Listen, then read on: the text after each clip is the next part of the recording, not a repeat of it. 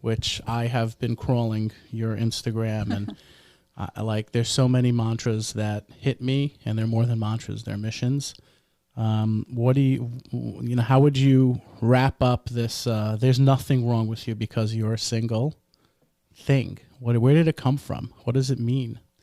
It came from my own journey as a single for many, many, many years. I got married in my 40s, but became Balas Tshuva at 30. So I went through every single up and down and nuance and challenge and pain. And I get it from the inside. So it really came from that. And what I realized along the way is that, yes, we have to work on stuff. And yes, you have to own that process of doing that inner work, but that's not the reason that you're not married necessarily. It could be, but it might not be. And even if it is, it doesn't mean you're not lovable and it's not healable. So it's about also empowering singles to really navigate this dating world with confidence, clarity, self-worth. And also, it can't be that there's something wrong with you because you're single, because have you seen how many dysfunctional people are married? Oh, yeah. Thousands upon thousands of more dysfunctional people than you are married. So it can't be that that's so the prerequisite that God decides, right? So, but I think what happens is the world we live in with the Shidduch world makes a single inherently feel like there's something wrong with them, and then becomes a self-fulfilling prophecy because they buy into that there's something wrong with me, and they go out on dates not feeling their best self. Already preempting, already feeling like they're going to be rejected, already despondent. That's the problem. And so that's what I'm trying to break. I love that. Avery. Yeah, there was this friend of mine, I say was because it's more of a past tense friend now, who who every time we would speak, we'd have conversations obviously about careers and jobs and money and what's going on in your life. And he would say, "Oh, I'm married. I don't need to care about anything else," as if like this was a plaque, an award that he can, you know, it sort of like completed his life. And I'd always be like, okay, you're married, but your relationship with your wife is clearly quite dysfunctional. You know, like you wake up every day and, you know, fight and you run away from her, and you bring all your friends into your marriage to you know, entertain you. You run to work for 15, 16 hours a day so you can avoid her. And I'm like, well, if that's what I'm looking forward to in marriage, it's like, I don't want that. I don't want to be anywhere near that. Right. Anywhere near part of that. It's good to have clarity. Know? Yeah. So it's well, you're right. Don't think. Well, you know, married people see it as a hall pass. It's a hall pass. Right. It's like let's say Shalom Bayis hall pass, or it's facade. Like, you know, I'm normal. I'm like everyone else. It's an achievement, whereas it's not really an achievement in anything. Treating people well or treating people as individuals, right? That's just as much an achievement as being married. As being married is just a status. I see being married as a vehicle to continue working on your. I see marriage as being a vehicle to continue working on yourself. So it's not an end point; it's a beginning point.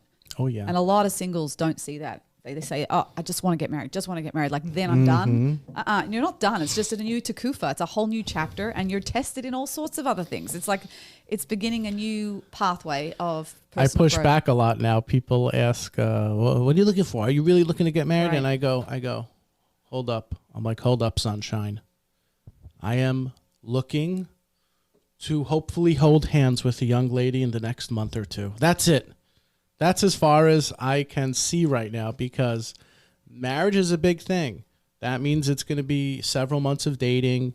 That means it's several real conversations. Like, till I get there from like the path that I've been on and what I've seen, and I'm looking out there, and there are not too many role models for this today.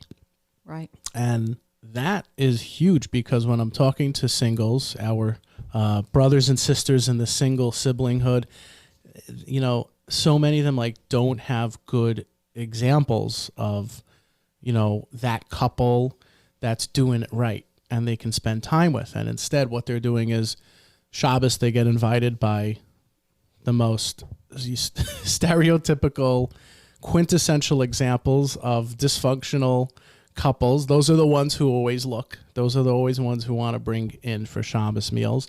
And then they go to work, and we're working with people like that as well. Where do they go? to get a good role model? Like where? You have to find them. Yeah, right. You have to look. You have to look. You have to find them. It was a big mission for me when I became more observant, as I really looked around and went as a guest to lots of different people.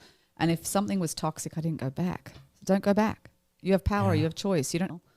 Bingo. 100%. I love that you're saying that. Yes. At a certain, I understand if you're young, or if you're, in the beginning of your, I'm going away for Shabbos years, Yeah. I'm gonna, hang out with the Jewish community. But when you hit that age where you gotta accept reality of being a grown up, Right. and Or do Shabbos by with 30 friends. years old, for sure. Yeah, do it Do with Shabbos with friends. Well, friends is a whole other. You got to search for friends too. That's true. Good friends who are growth oriented and not bitter and cynical. You got to be Yeah. allergic to cynical, bitter friends because I- it will feed your cynicism. That's and doubt. tough. I think bitter and cynical friends are enjoyable. I'll tell you. How? How? Avery, I'm enjoyable, right?